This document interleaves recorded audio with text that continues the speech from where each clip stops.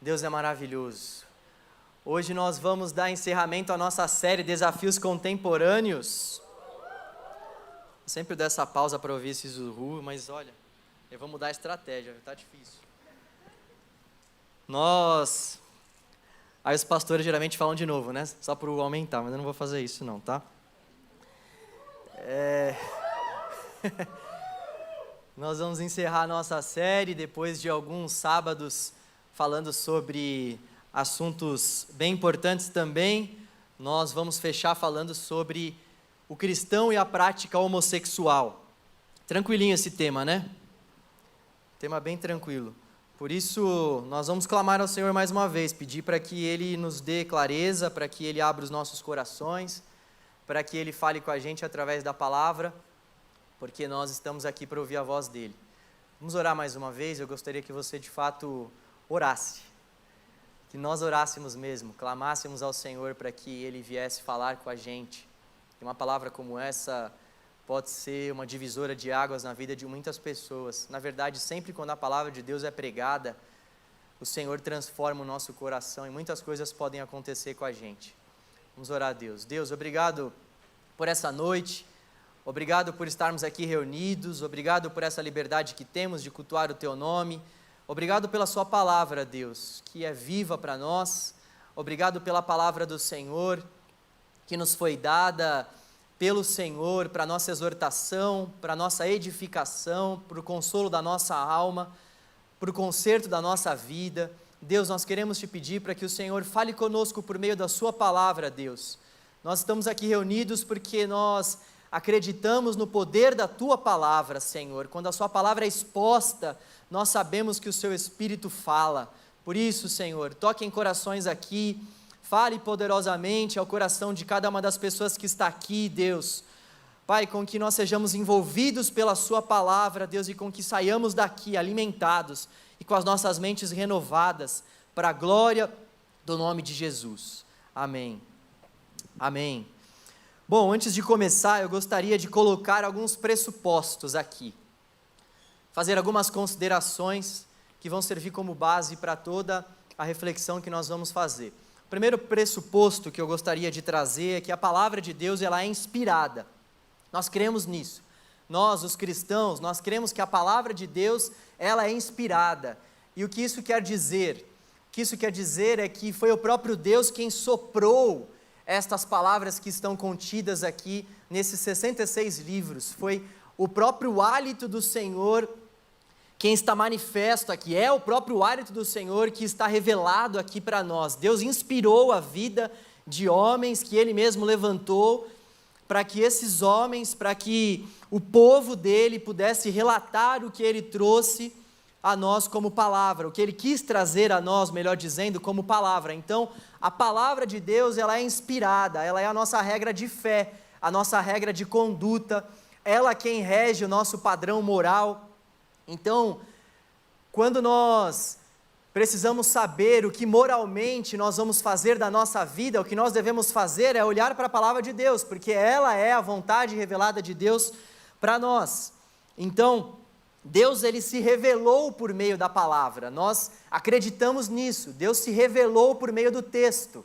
O texto é a revelação específica do Senhor. Nós podemos ver a revelação de Deus por meio da natureza, nós vamos inclusive refletir sobre um texto que vai falar um pouco mais sobre isso. Nós vemos Deus então por meio das obras que Ele criou, mas acima de tudo, Deus se revela por meio da Sua palavra. Nós podemos conhecer a mente de Deus, aquilo que Ele quis revelar a nós, por meio da palavra dEle. Então não tem nenhuma outra forma de nós conhecermos a Jesus, a não ser por meio da palavra que Deus Pai nos revelou. Não há nenhuma outra forma. Só há a palavra de Deus como fonte para nós, como fonte de inspiração da parte de Deus para a nossa caminhada, para a nossa fé, para a nossa salvação. Então, nós enxergamos a vida, nós enxergamos o mundo diante de uma cosmovisão cristã, tendo a palavra de Deus como base para tudo que a gente faz. E eu quis fazer esses pressupostos antes de expor os textos, porque de fato, tudo que vai ser falado aqui é com essa cosmovisão cristã. É diante desse ponto de vista, desse plano de vista mais extenso, mais abrangente, que envolve, sobretudo, a fé cristã. Porque nós temos esse livro como inspiração de Deus para as nossas vidas. Hoje, eu quero falar sobre 4 principais coisas, são quatro tópicos. O primeiro tópico, nós vamos ver um olhar sobre a prática homossexual no Antigo Testamento. Depois nós vamos ver um olhar acerca da prática homossexual no Novo Testamento. Depois nós vamos refletir sobre o papel da igreja diante dessa situação. E depois eu vou fazer algumas considerações finais. Então, em primeiro lugar, como que o Antigo Testamento enxerga a prática homossexual, como que o Novo enxerga, qual o papel da igreja e algumas considerações finais. Em primeiro lugar, é importante a gente reforçar que esse tema, essa palavra, na verdade, homossexual ou prática homossexual, ela é uma palavra contemporânea, não é uma palavra familiar aos escritores do primeiro século, ou até mesmo aqueles escritores do tempo do Antigo Testamento. Essa não era uma palavra corriqueira que eles falavam, que eles usavam, essa é uma palavra contemporânea. Então, quando nós falamos aqui que nós vamos refletir sobre as práticas homossexuais, tanto no Antigo quanto no Novo Testamento, é porque, embora essa palavra ela não apareça de uma forma clara, o conceito por trás da palavra está evidente, é isso que nós vamos refletir aqui nessa noite. A prática imoral, no que diz respeito ao sexo, está bem presente. Então, isso é importante ser colocado também logo no começo, porque tem muitas pessoas que falam, mas essa palavra nem aparece na Bíblia, então como que Deus pode recriminar ou aprovar algo nesse sentido, sendo que a palavra não aparece? Mas tem muitas palavras que não aparecem na palavra de Deus, mas que nós sabemos que o ensinamento contido ali está no texto, como por exemplo a palavra trindade. A palavra trindade ela não aparece no texto, mas nós vemos um ensinamento muito claro acerca de Deus Pai, Deus Filho e Deus Espírito Santo. A palavra, por exemplo, providência de Deus também não está no texto. Então, isso não quer dizer que nós não possamos encontrar no texto a providência do Senhor, que é muito clara para todos aqueles que creem nele. Então, embora nós não encontremos explicitamente na palavra de Deus esse termo, que é bem mais contemporâneo do que o texto, nós podemos sim tratar sobre esses assuntos e dizer que a palavra de Deus aborda sobre esse tema, justamente porque essas práticas estão relatadas nos textos. Então nós vamos começar com o Antigo Testamento. O Antigo Testamento tem alguns textos que vão falar para nós sobre o padrão de moralidade sexual que Deus estabeleceu desde o início da criação. E devido a esse padrão que foi estabelecido por Deus, nós podemos crer, nós podemos aplicar por consequência que aquilo que foge desse padrão é algo que foge também daquilo que Deus pensou, daquilo que Deus planejou para as suas criaturas. O primeiro texto que eu gostaria que nós lêssemos é Gênesis 1, 27. Nós vamos ler vários textos hoje, então se você quiser ir anotando aí, pode anotar. Porque hoje a caminhada vai ser extensa. Então nós estamos olhando a prática homossexual no Antigo Testamento. É o mesmo também que dizer que nós estamos olhando a imoralidade sexual no Antigo Testamento. Gênesis 1, 27. Diz o seguinte: criou Deus o homem à sua imagem, a imagem de Deus o criou, homem e mulher os criou. Gênesis 1, 24 também, por essa razão o homem deixará pai e mãe e se unirá à sua mulher, e eles se tornarão uma só carne. Aqui nós vemos o padrão de Deus para a criação dos seres humanos, homem e mulher, e aqui nós vemos o padrão de Deus estabelecido para união entre esse homem e essa mulher. É um homem que se junta com uma mulher e se torna uma só carne. Esse é o desejo de Deus, esse é o plano de Deus para a humanidade. E dentro desse aspecto, Talvez você possa pensar assim, mas João, isso está somente no Antigo Testamento. Não é verdade que para a gente considerar uma doutrina, ou seja, um ensinamento, nós precisamos também que isso apareça em outras partes da palavra de Deus? Em suma, isso é verdade sim. E é interessante nós vermos que o próprio Cristo afirma, valida isso que está escrito aqui em Gênesis. Jesus, ao ser questionado acerca do divórcio, ele endossa esse argumento que nós vimos aqui em Gênesis. Ele faz isso em Marcos capítulo 10, versículos 5 e 9.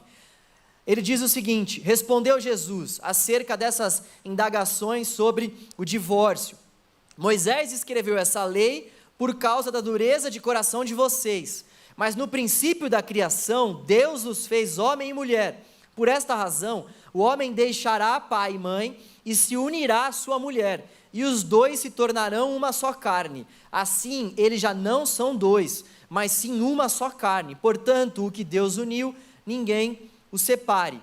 Tudo o que passar disto é tido como prática sexual imoral. Tudo que passa desse padrão que Deus estabeleceu de homem que se junta com a mulher e que os dois se formam, e os dois formam uma só carne, tudo que foge desse padrão é algo que nós podemos dizer que, sexualmente falando, é um padrão imoral. Nós vemos então o próprio Deus instituindo esse padrão, e nós vemos Deus Filho, Jesus Cristo, concordando, validando. Isso tem um peso muito forte para nós. Isso de fato culmina para que a gente possa dizer: Deus realmente planejou dessa forma. Não é algo que a gente vê só no Antigo Testamento, não é somente uma lei que nós vemos ali sendo expressa especificamente para um povo no momento determinado da história. Não, é algo que nós vemos realmente aparecendo desde o começo da Escritura e que Jesus Cristo confirma, valida. Nós temos um outro texto também no Antigo Testamento, que é um texto muito importante, que é o texto de Gênesis 19. Esse texto você não precisa abrir, nós vamos refletir de uma forma mais profunda nos textos do Antigo Testamento, mas a gente está passando de uma forma breve por esses textos, porque eles são importantes.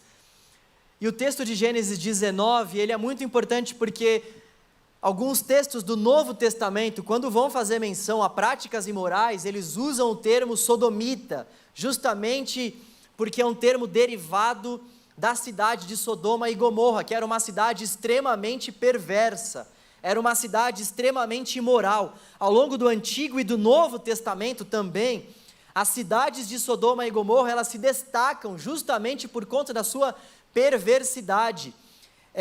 Essas cidades contêm símbolos de imoralidade, são conhecidas justamente por causa da destruição que ela sofreu por conta das suas práticas imorais. Nós temos muitos textos na palavra de Deus que vão citar as cidades de Sodoma e Gomorra como sendo cidades imorais, como por exemplo, Gênesis 13, 10, Gênesis 18, 20, 26, Gênesis 19, 24, Deuteronômio 29, 23, Isaías 13, 19, Jeremias 49, 18, Jeremias 50, 40, Mateus 10, 15, Romanos 9, 29, 2 Pedro 2, 6 e Apocalipse 11, 8. Eu sei que você não vai gravar tudo isso, tá? Depois vai ficar gravado, então vocês podem revisar todos esses textos, mas são todos textos que nos apontam para o fato de que essa cidade era uma cidade extremamente imoral. E que tipo de imoralidade havia naquela época? Isso é muito importante para a gente entender todo o restante da aparição desse tema na palavra de Deus. Desde os tempos antigos, desde esse tempo aqui do livro de Gênesis, as práticas imorais, elas eram extremamente comuns. As práticas imorais, elas eram muitas vezes forma com que as pessoas tinham de cultuar as divindades. Fazendo uma busca rápida acerca da história grega, acerca da filosofia grega, nós podemos constatar que os deuses gregos, eles se relacionavam entre si. Essa era uma prática extremamente comum no mundo grego e no mundo romano também. E nesse tempo de Gênesis também, as pessoas, elas então experimentavam de muitas práticas imorais. O que nós hoje em dia consideramos como estupro era desfrutado naquela época. O que nós hoje em dia consideramos como práticas homossexuais, homens se relacionando com homens, mulheres se relacionando com mulheres, isso também era comum naquela época. Então, quando a palavra de Deus vai falar, sobretudo nesse texto de Gênesis, acerca dessas práticas imorais, nós temos que ter todas essas práticas em vista. Então, quando a gente olha para o Antigo Testamento, quando a gente faz esse breve apanhado de textos que estão no Antigo Testamento, que falam sobre esse tema da imoralidade, nós podemos confirmar, nós podemos assegurar que realmente todo o padrão que foge da heterossexualidade é um padrão que não foi estabelecido pelo Senhor.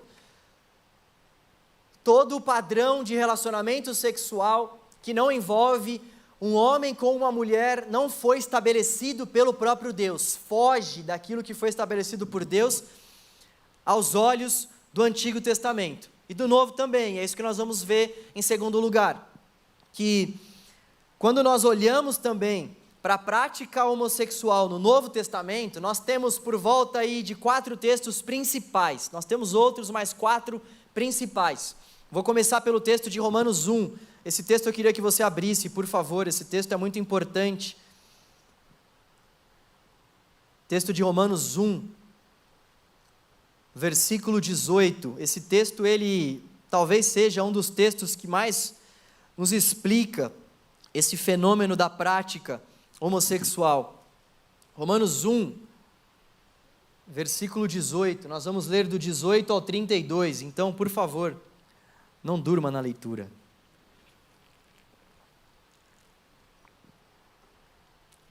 Romanos 1, 18, 32. Nós estamos no segundo ponto da mensagem, ok? Um olhar sobre a prática homossexual no Novo Testamento. Romanos 1, 18 a 32. Vamos ler o que diz a palavra do Senhor. Eu vou ler na NVI, Nova Versão Internacional.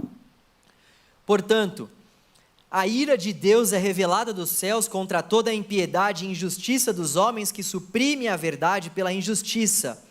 Pois o que de Deus se pode conhecer é manifesto entre eles, porque Deus lhes manifestou.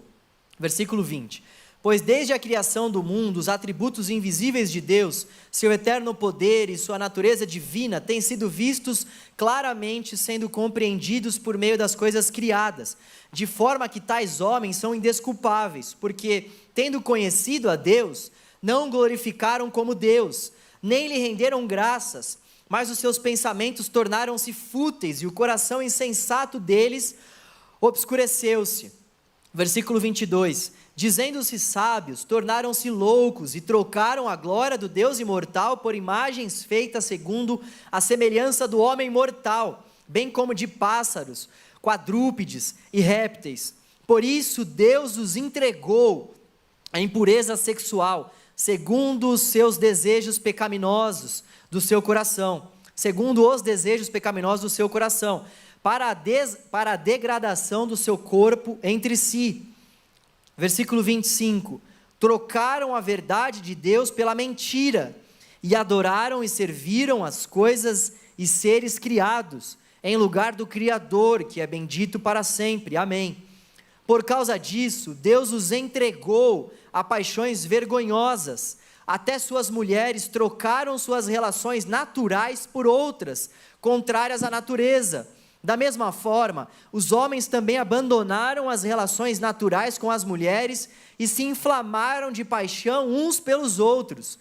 Começaram a cometer atos indecentes, homens com homens, e receberam em si mesmos o castigo merecido pela sua perversão. Versículo 28, além do mais, visto que desprezaram o conhecimento de Deus, ele os entregou a uma disposição mental reprovável, para praticarem o que não deviam. Tornaram-se cheios de toda sorte de injustiça, maldade, ganância e depravação. Estão cheios de inveja, homicídio, rivalidades, engano e malícia. São bisbilhoteiros, caluniadores, inimigos de Deus, insolentes, arrogantes e presunçosos, inventam maneiras de praticar o mal, desobedecem a seus pais, são insensatos, desleais, sem amor pela família, implacáveis.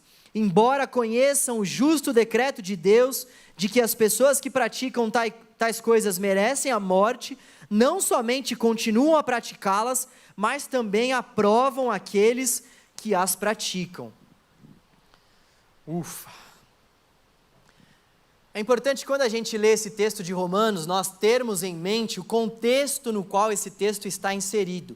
Romanos capítulo 1 até o versículo 16, ou melhor, até o versículo 17, vai dar um pontapé inicial e vai falar para nós qual é o propósito do livro de Romanos, qual é o propósito principal desse livro ter sido escrito, que é: o justo viverá pela fé. Esse é o principal tema que aparece no livro de Romanos, o justo viverá pela fé. E a partir do versículo 18, nós temos aqui uma nova sessão que se inicia, do 1 ao 17, o justo viverá pela fé. E esse tema se estende por todo o livro de Romanos, mas a partir desse versículo 18, nós temos um novo subtema, que é: a justiça de Deus é necessária. Esse subtema se estende de Romanos capítulo 1, versículo 18, até Romanos capítulo 3, versículo 20. A justiça de Deus é necessária. E o apóstolo Paulo começa a falar que a justiça de Deus é necessária, primeiro, para o pagão, idólatra e imoral, depois, para o moralista, ou seja, para aqueles que querem viver de acordo com a lei. Ele começa a falar sobre isso no capítulo 2, depois ele vai falar que a justiça de Deus é necessária para o judeu, depois ele vai falar que a justiça de Deus é necessária para todos os homens. E essa sessão se encerra em Romanos 3, 21, onde nos versículos subsequentes o apóstolo Paulo vai falar que todos nós precisamos dessa justiça. Então ele está construindo uma linha de raciocínio a partir do versículo 18, capítulo 1, que é a seguinte: a justiça de Deus é necessária para todos os seres humanos, sejam eles pagãos, idólatras, imorais, sejam eles moralistas, sejam eles perversos, sejam eles judeus, para todos os homens. Por quê? Porque todos pecaram e destituídos estão da glória de Deus. Ele vai falar isso em Romanos 3, 23. Ele vem construindo um argumento, então, nos primeiros capítulos, para no capítulo 3, a partir do versículo 21, sobretudo no versículo 23, escancarar o que ele estava querendo dizer. A justiça de Deus é necessária para todos nós. Para todos nós. Por quê? Porque todos nós transgredimos a lei de Deus. Essa é a principal mensagem do Evangelho. Nós transgredimos a lei de Deus, nós viramos as costas para Deus e decidimos deliberadamente, constantemente, fazer as nossas próprias vontades, em detrimento da vontade de Deus. Então, nosso Senhor morre por nós na cruz, para que nós tenhamos acesso a Deus novamente, coisa que antes nós não tínhamos por conta dos nossos pecados. Jesus vem, morre por nós, morre por amor a nós e crava toda a escrita de dívida que era contrária a nós. Essa é a mensagem do Evangelho, essa é a boa notícia de Deus para nós, a perdão de Deus disponível para nós por meio do sangue de Jesus que foi derramado, e nós temos acesso a esse perdão e a essa redenção quando nós cremos, quando nós entregamos a nossa vida para o Senhor Jesus. Então, o que está em vista aqui é essa justiça de Deus que é necessária, que é justa de fato, que é merecida por nós, por conta dos nossos pecados, por conta dos pecados desses imorais que Paulo está relatando aqui agora, mais especificamente dos versículos 18 a 32. O que Paulo está relatando aqui é que esses pagãos, esses idólatras imorais, eles merecem, assim como nós, assim como os judeus, assim como os moralistas, todos nós merecemos de fato a ira de Deus que é derramada sobre nós. Nós merecemos porque justamente nós somos pecadores. É importante que isso fique muito, muito evidente para nós, porque isso vai nos ajudar a entender a linha de raciocínio do apóstolo Paulo. Inclusive, dando um spoiler aqui, no próximo sábado nós vamos começar uma série sobre o livro de Romanos. Esse livro é muito importante. nós vamos buscar compreender melhor os ensinamentos que estão contidos aqui. Então, resumindo tudo, capítulo 1, versículo 18 a 32, o que está em vista aqui é: a justiça de Deus é necessária para o pagão, para o idólatra e para o imoral. E o contexto também que está em voga aqui é a cidade de Roma. Roma é a capital do império, Roma é a principal cidade daquela época, Roma é a cidade na qual tem mais pessoas que habitam, Roma é o centro do pensamento, Roma é o centro da política, Roma é o centro dos negócios, Roma também é o centro da imoralidade, Roma também é o centro da perversão. Eles sabem, o apóstolo Paulo e esses ouvintes dele aqui da igreja, eles sabem o quão imoral é essa cidade, eles sabem o que acontece nesse império. Lá, por exemplo, está Nero, um doido, um malucão, que vai descrever algumas dessas coisas que aconteciam. Nero, ele vai permitir algumas dessas práticas que nós vemos o apóstolo Paulo relatando aqui. Então, como por exemplo, o envolvimento das pessoas com répteis, com quadrúpedes e uma série de coisas. Eles tinham esses envolvimentos com esses seres porque eles entendiam que aquelas eram formas deles cultuarem a divindades. Tudo isso permitido pelo próprio imperador. O imperador assinava toda essa imoralidade. Então, há uma associação muito, muito estreita entre a idolatria e a imoralidade. A perversão que acontecia naquela cidade.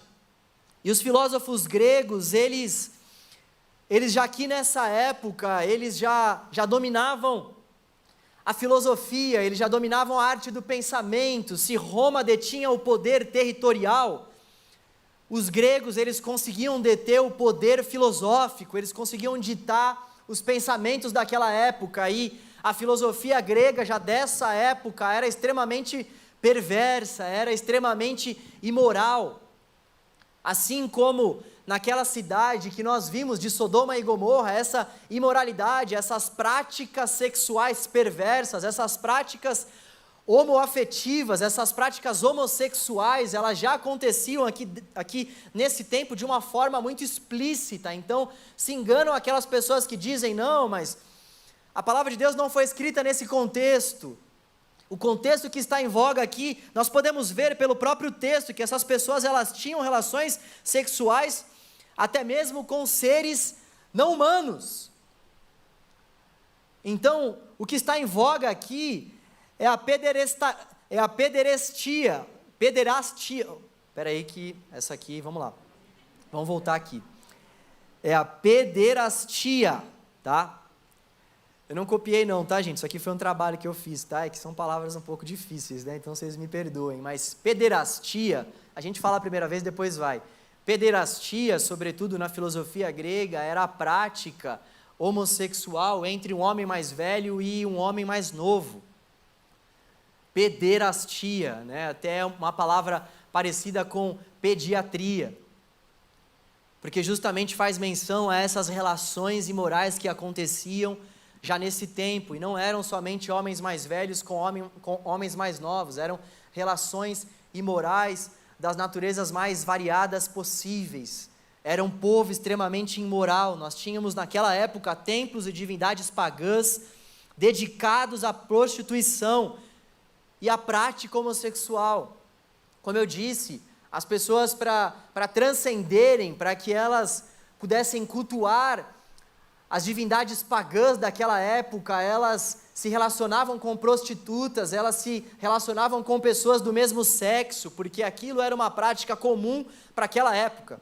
E é interessante, é importante a gente entender esse contexto, porque a palavra de Deus está indo contra essas práticas vigentes do seu próprio tempo. O apóstolo Paulo está indo contra esse tipo de prática sexual diante de um contexto onde o que era natural, onde o que era normal, era totalmente o inverso do padrão heterossexual.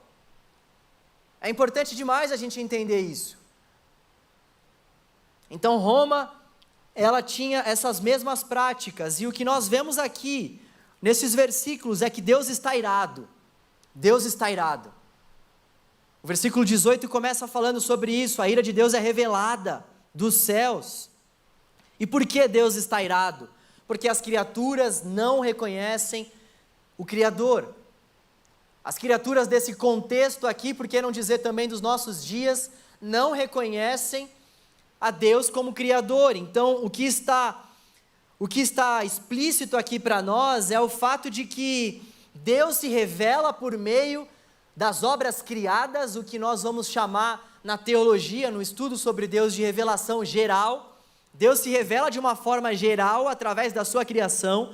Tem um teólogo que se chama João Calvino, que ele vai dizer que a criação, ela contém o DNA do Criador, justamente porque quando nós olhamos para a criação, nós podemos ver as digitais, ou melhor, o que ele fala é que através da criação nós podemos ver as digitais do Criador.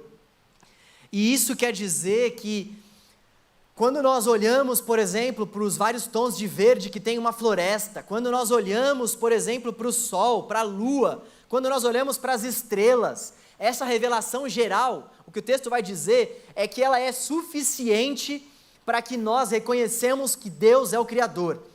Essa revelação ela é suficiente para que nós reconheçamos que Deus, de fato, quem criou todas as coisas. Essa revelação geral, ela é então capaz de fazer com que a gente diga, Deus criou. Foi Deus quem criou o arco-íris. Não é possível que todos esses tons de verde nessa floresta, esses tons que nós nem conseguimos contar, foi feito pelas obras de uma grande explosão, e aí todas as peças se juntaram e bum, o relógio se formou. As peças do relógio estavam totalmente desconectadas e alguém foi lá, alguém que a gente não sabe quem, apertou o botão e o relógio apareceu pronto. A palavra de Deus vai nos dizer que por meio dessa revelação geral, dessas obras criadas, desses atributos de Deus que são visíveis e invisíveis, nós podemos e devemos dizer, Deus é o Criador. E o que está em xeque aqui é que esses ouvintes, os pagãos para quem Paulo está escrevendo aqui, eles não enxergavam Deus como Criador, mesmo diante de tantas evidências. E o que eles fizeram? Eles desejaram viver as suas próprias vidas de acordo com as suas próprias vontades. Eles viraram as costas para o Deus Criador. Eles olham para todas essas coisas criadas por Deus e eles não dão a Deus a glória, eles não dão a Deus a honra, eles não dão a Deus o seu coração, o senhorio de suas vidas. E então o que o apóstolo Paulo vai falar para nós aqui é que a ira de Deus, ela é manifesta para com essas pessoas que deliberadamente não reconhecem Deus como Criador, que não glorificam a Deus como Criador. Então, o ponto principal aqui para o apóstolo Paulo é o seguinte: para Paulo, o ponto principal é este: a ira de Deus sobre os que rejeitam o Criador, muitas vezes assume a forma de deixar as pessoas sofrerem as consequências de conseguirem o que desejam. Em outras palavras, nos tornamos semelhantes àquilo que adoramos. Quem escreve isso é o teólogo Marvin Pate, em seu comentário sobre Romanos. O que nós estamos diante aqui, então, é Deus entregando essas pessoas para que elas vivam as suas próprias vontades. O que está em voga aqui é Deus se manifestando, Deus se manifestando, Deus se revelando, e as pessoas insistindo em viver as suas vidas imorais, as pessoas insistindo em não dar a Deus a glória, as pessoas deliberadamente insistindo em virar as costas para Deus, e Deus então faz o quê? Deus entrega. Essa palavra entrega aparece por 3 vezes aqui. Deus nos entregou.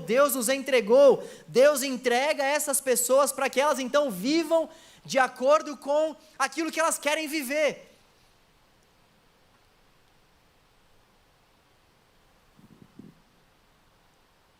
E não há nada mais triste do que quando a criatura decide virar as costas para Deus e quando a criatura deseja estabelecer o que é melhor para ela. Não há nada mais triste do que isso.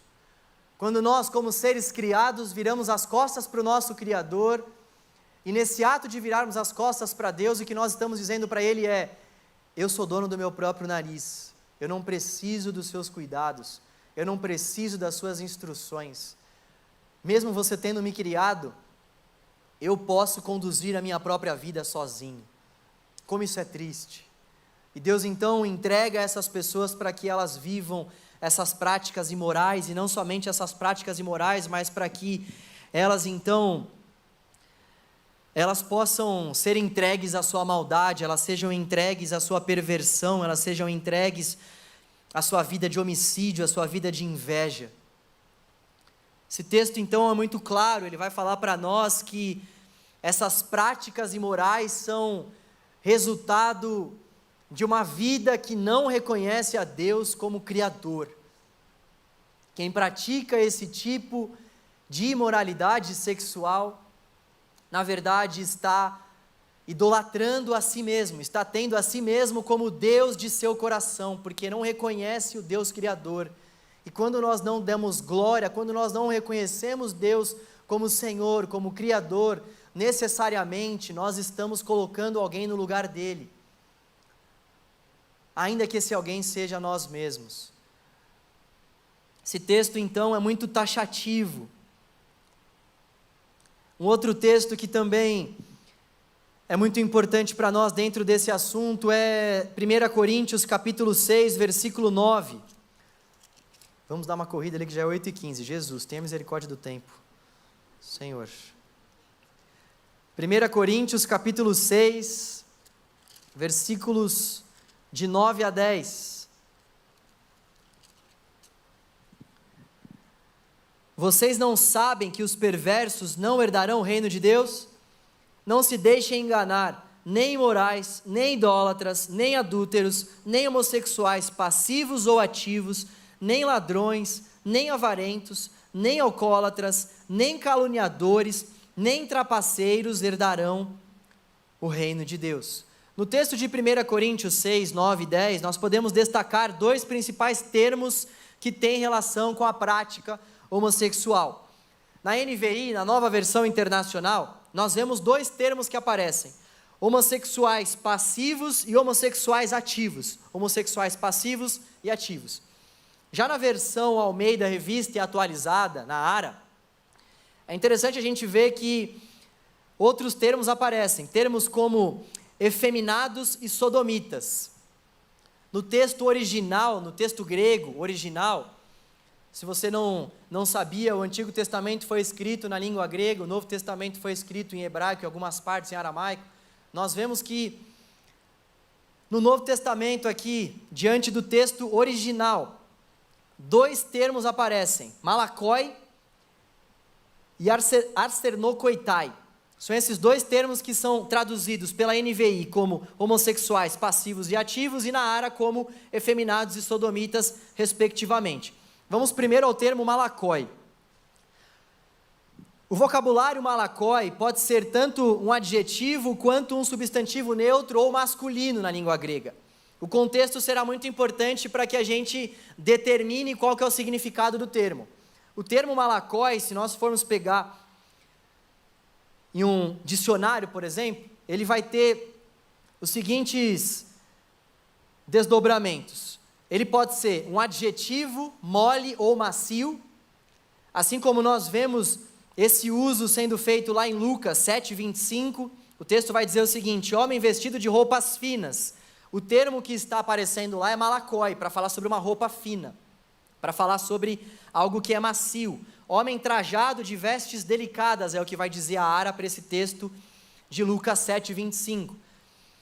O termo também pode significar um substantivo neutro, que tem como significado vestes macias, luxuosas, usado para vestes como feitas de materiais macios, de fina textura.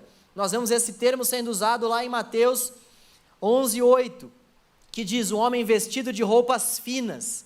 A ARA traz como homem ricamente vestido. Então, esse termo, nós vemos que ele é utilizado na palavra de Deus como um adjetivo, que tem como significado mole, macio. Ele é usado também como substantivo neutro para falar sobre vestes macias, para falar sobre vestes luxuosas, e ele também é usado como um substantivo masculino plural, para falar sobre efeminado. É um uso para um catemito, que vai dizer o dicionário, ou seja, para alguém que pratica a homossexualidade. E o que é importante a gente entender é que o homem que é parceiro passivo numa relação homossexual, assim como o grego, várias outras línguas dispõem de termos totalmente diferentes para o parceiro ativo e o parceiro passivo numa relação homossexual. Nós vemos realmente esses termos sendo trabalhados de várias formas, de acordo com a língua que nós estamos diante. Agora, o que é importante nós entendermos é o contexto, porque, como eu disse, existem muitos termos na língua grega que podem significar várias coisas, e o que vai determinar o sentido e o significado real desse termo é o contexto no qual o termo está inserido. Olha só como também nós podemos aprender um pouco mais sobre o outro termo que aparece aqui, e depois nós vamos fazer um apanhado geral aí sobre esses dois termos diante dessa passagem.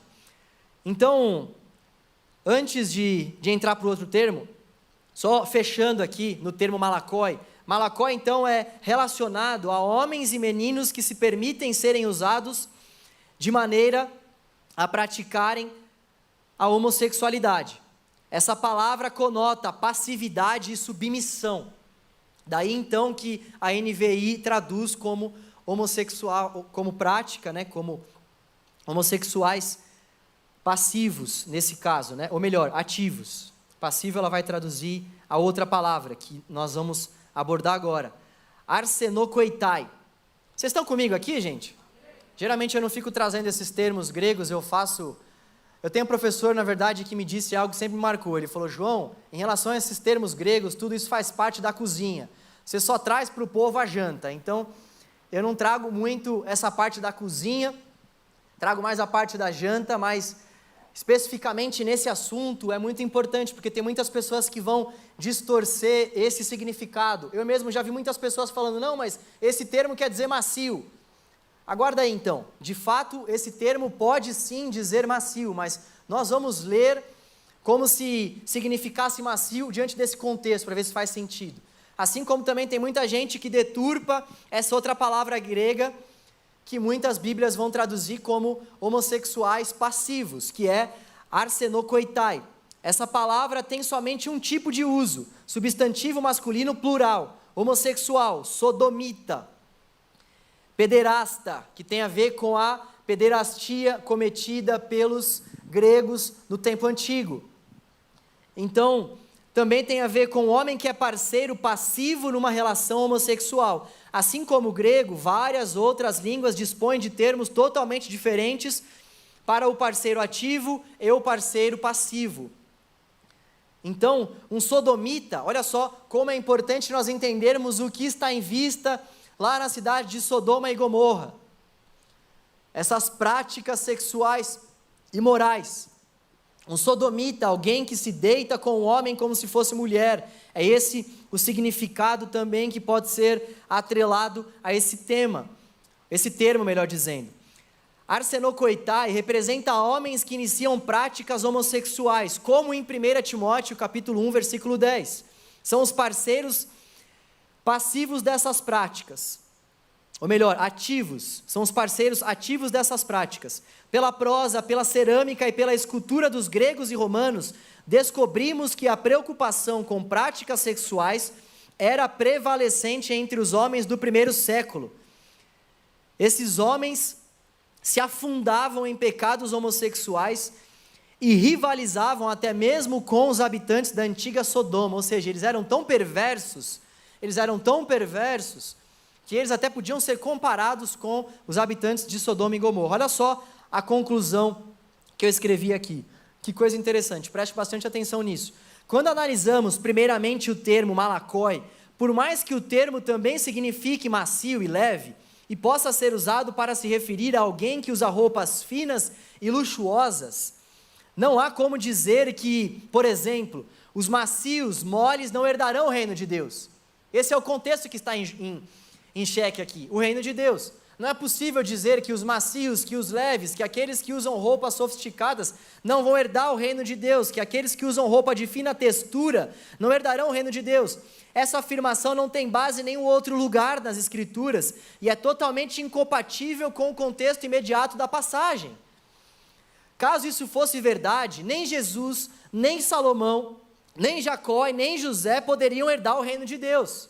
Jesus usou uma túnica fina para a época, sem costuras. João capítulo 19, versículo 23 e 24. Salomão se vestia maravilhosamente bem. 1 Reis capítulo 10. E Jacó deu a José uma túnica especial. Gênesis 37, 3 e 4. Além disso, o segundo termo grego que aparece no texto, arsenokoitai, possui uma relação clara com o termo citado anteriormente. Arnecoites, significa sodomita, é um termo derivado dessa palavra. Significa sodomita, homossexual. Ainda que o termo homossexual seja tardio, seja contemporâneo, contudo, o conceito que ele apresenta remete claramente a um comportamento sexual pecaminoso entre pessoas do mesmo sexo. Essa era uma das principais práticas dos moradores de Sodoma, Gênesis 19. Então, o que está muito claro aqui para nós é que nós não temos margem textual nenhuma, é distorcer o texto, falar que essas palavras gregas estão sendo usadas no sentido de se referir a algo que é macio, a uma túnica, a uma roupa fina. Isso não se encaixa no contexto imediato da passagem, isso também acaba deturpando outros textos, como nós vemos aqui. Por isso que é importante a gente pegar esses textos na língua original, porque aí realmente não tem margem para a gente falar algum tipo de coisa à luz da Escritura. À luz da Escritura, sobretudo, diante desses dois textos que nós vemos, dos textos do Antigo Testamento que nós já vemos também, nós só estamos caminhando e enxergando que a prática homossexual, ela não é aceita por Deus, que a prática homossexual é uma prática que Deus abomina, que Deus não concorda. Nós temos um outro texto lá em Judas, capítulo 7, que vai falar o seguinte: de modo semelhante a estes, Sodoma e Gomorra e as cidades em redor se entregaram à imoralidade e às relações sexuais antinaturais. Estando sob o castigo do fogo eterno, elas servem de exemplo. Elas se entregaram à imoralidade e às relações sexuais antinaturais. Nós também temos o texto de 1 Timóteo capítulo 3, 10. Esse texto eu não vou ler, nem vou explanar, mas nós temos esses 4 principais textos, dentre outros, que vão falar sobre esse tema da prática homossexual, além dos textos do Antigo Testamento. Então, a Bíblia não precisa ser atualizada nesse sentido, ela não tem somente 1 ou 2 textos, ela tem textos desde o começo das Escrituras até o Novo Testamento. Nós vemos realmente um ensinamento muito claro em relação a isso. E agora, quando na verdade eu falei no começo que nós íamos destinar um olhar em relação à prática homossexual no Antigo Testamento, no Novo, nós íamos ver o papel da igreja e fazer algumas considerações finais, eu acabei pulando uma parte, que é na verdade um olhar também sobre a prática homossexual e a funcionalidade do corpo humano. Vamos voltar então. Primeira parte, a prática homossexual e o Antigo Testamento. Segunda parte, a prática homossexual e o Novo Testamento. Terceira parte, a prática, um olhar sobre a prática homossexual e a funcionalidade do corpo humano. A quarta parte, papel da igreja. E a quinta parte, considerações finais. Gente, essa foi a pregação que eu mais escrevi coisa na vida, então por isso que tá... Geralmente eu escrevo 4, 5 páginas, essa aqui eu escrevi 13. Então, aguenta aí. E eu sempre tomei esse cuidado de usar o termo um olhar, porque justamente é um olhar, porque cada uma dessas passagens que estão sendo relatadas aqui, esse texto de Romanos, o texto de Gênesis, o texto de 1 Coríntios, isso aqui dá uma série de 4, 5, 10 pregações no mínimo, facilmente. Então, por isso que eu estou trazendo como um olhar, a gente está vendo de uma forma séria, de modo que consiga trazer esclarecimento para nós e consiga trazer luz a esse assunto aos olhos da Escritura, mas é um olhar, assim como dentro desse aspecto da funcionalidade do corpo humano, da ciência, da biologia, é um olhar que eu quero fazer também, porque esse aspecto envolve muitas coisas, né? Primeira coisa que eu quero falar dentro desse aspecto maior, desse olhar da prática homossexual e a funcionalidade do corpo humano, é que não existe gene gay. Isso não sou eu que estou falando. A própria Rede Globo publicou uma matéria sobre isso. Pasmem, a Globo. O G1 tem uma matéria sobre esse assunto. Eu me certifiquei disso hoje. Tem uma matéria lá do dia 29/8/2019 que diz que ninguém nasce homossexual.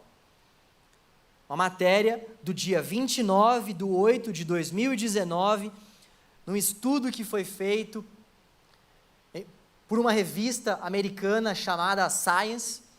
Essa revista, ela fez o maior estudo até então em relação a esse assunto. Essa pesquisa, ela tomou como parâmetro 470 milhões de pessoas. 470 milhões de pessoas. Nenhuma outra pesquisa foi tão abrangente como essa pesquisa. E o resultado dessa pesquisa, que foi divulgada pela Globo, está lá no G1, é que não existe gene gay. Ninguém nasce homossexual. E por que isso é importante para nós? Porque isso coloca a homossexualidade no campo do comportamento. Se nós não nascemos homossexuais, a homossexualidade não pode ser colocada, por exemplo, em pé de igualdade com a nossa raça, com a nossa cor da pele. Nós não podemos dizer, por exemplo, da mesma forma como a gente diz, eu sou negro, eu sou asiático, eu sou branco. Isso diz respeito à nossa identidade. Nós não podemos dizer, eu sou um homossexual e ponto, como se isso fizesse parte da nossa identidade. Como faz parte a nossa cor, a nossa raça, entre outras tantas coisas. A homossexualidade, ela então não tem traços genéticos, ela não é da ordem do nosso nascimento, ela não é estabelecida no nosso nascimento. Isso também, eu creio, que é algo libertador para muitas pessoas. É algo para nós que estudamos sobre esse assunto, que conversamos sobre esse assunto e, sobretudo, para quem sente atração por pessoas do mesmo sexo. Nós podemos afirmar que ninguém nasce homossexual, que não existe um gene gay. E ainda que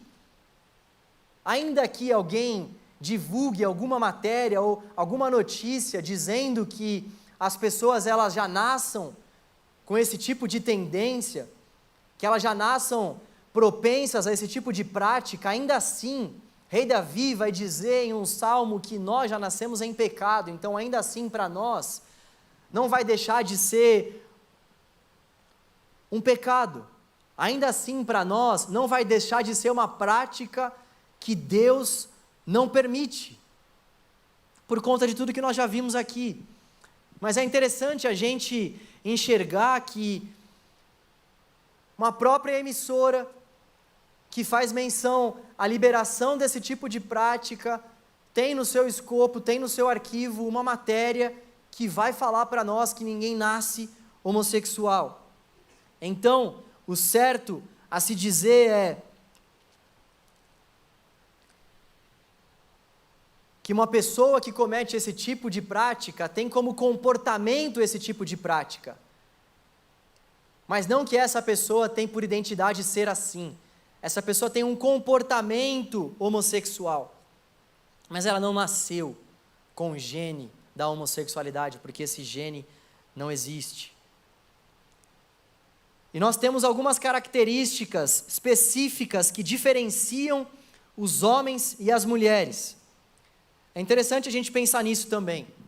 Em primeiro lugar, então, dentro desse olhar em relação à prática homossexual e à funcionalidade do corpo, e à ciência, e à biologia, essas áreas da ciência, nós podemos, em primeiro lugar, dizer que não existe gene gay, ninguém nasce homossexual. Em segundo lugar, nós temos características específicas.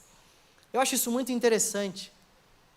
Nós, homens e mulheres, temos características específicas. Eu vou listar algumas delas aqui. O homem não tem útero, a mulher tem útero. O homem não tem ovário, a mulher tem ovário.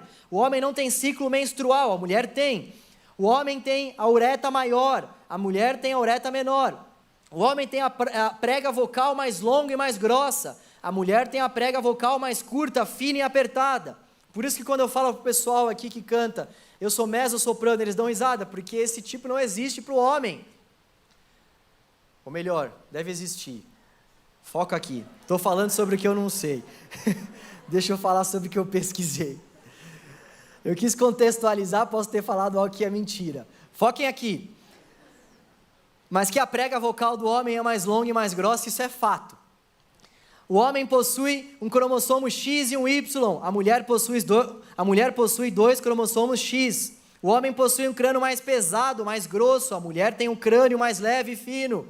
O homem possui maior concentração de andrógenos, ou seja, o principal dentre eles é a testosterona. A mulher possui uma menor concentração de andrógenos, ou seja, de testosterona também, que é um desses andrógenos.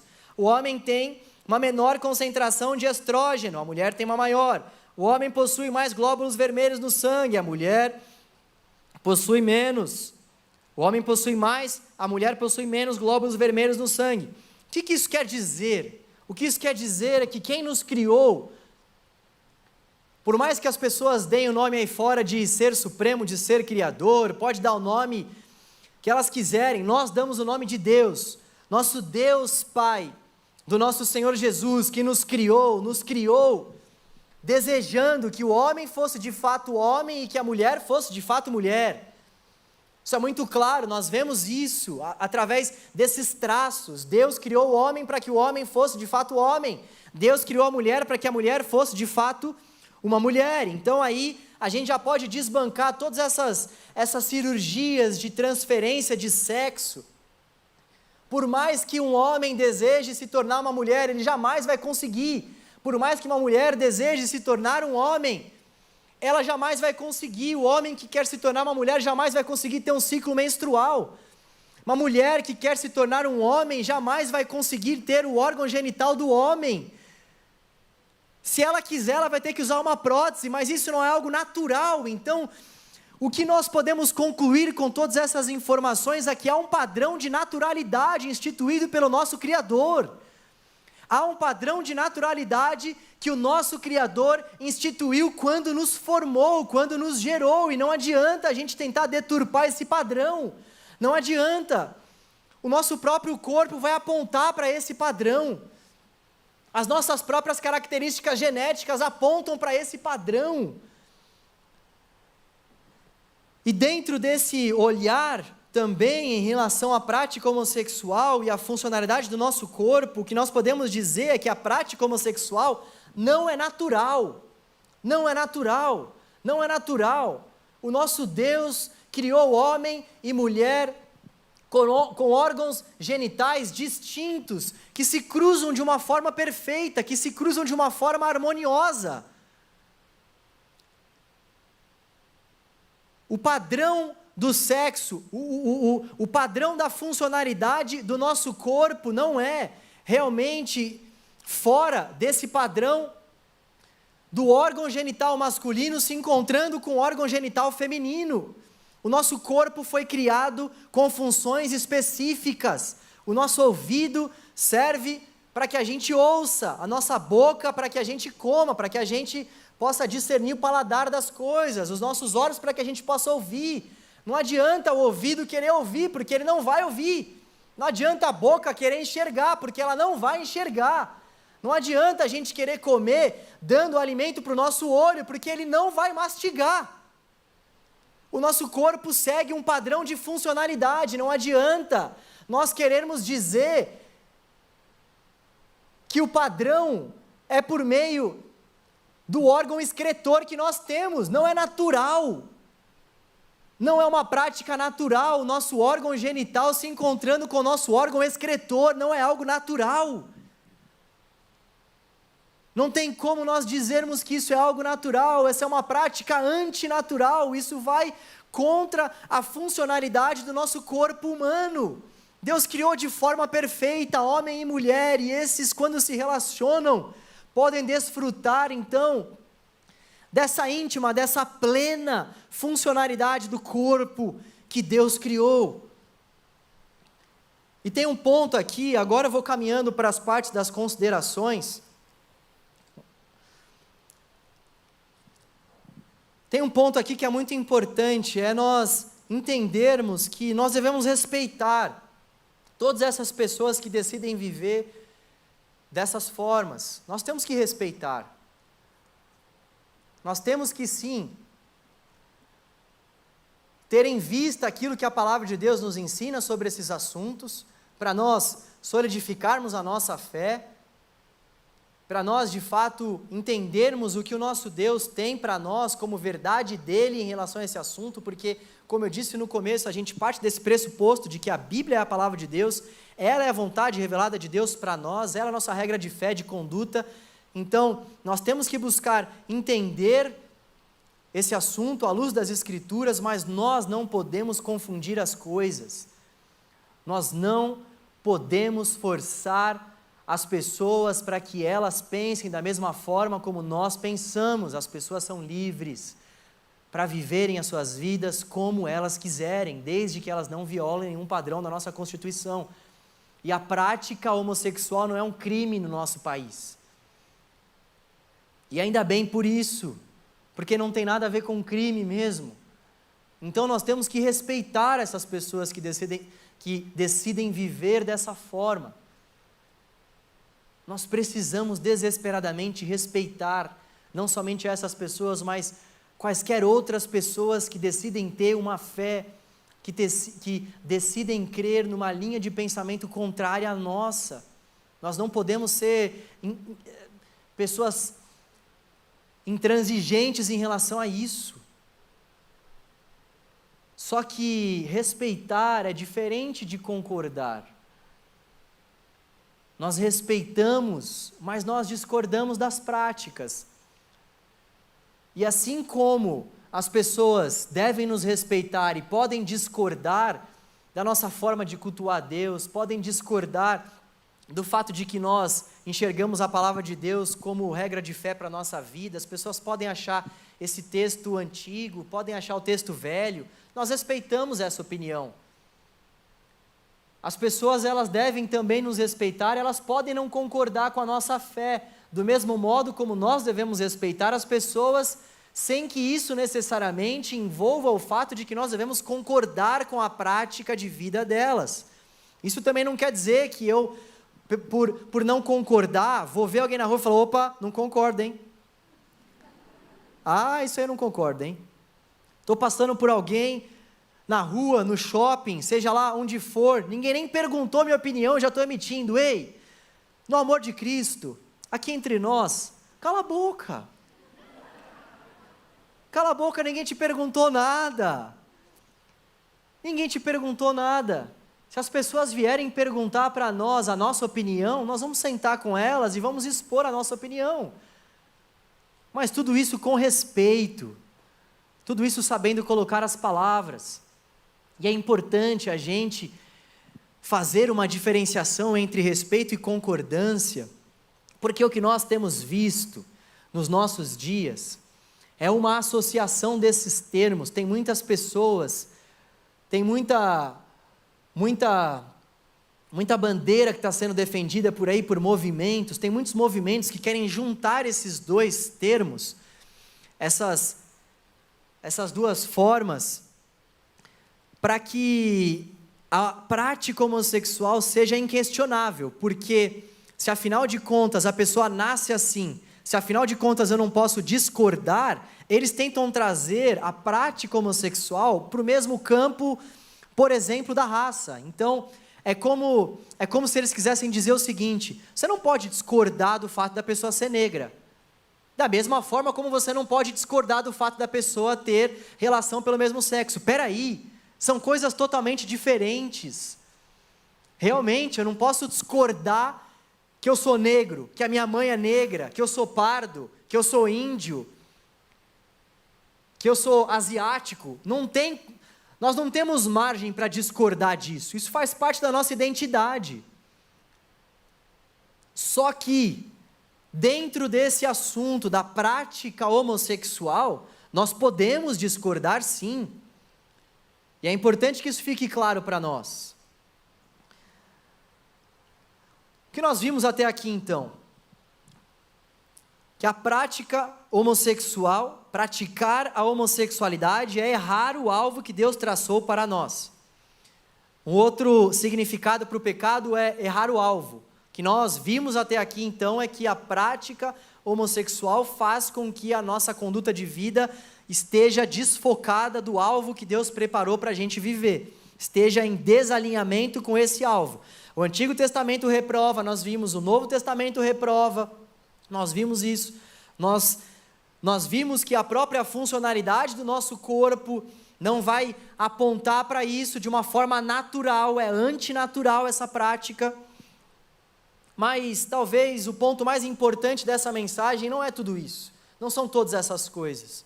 O ponto mais importante da mensagem talvez seja o que faremos com os homossexuais que aparecem nas nossas igrejas.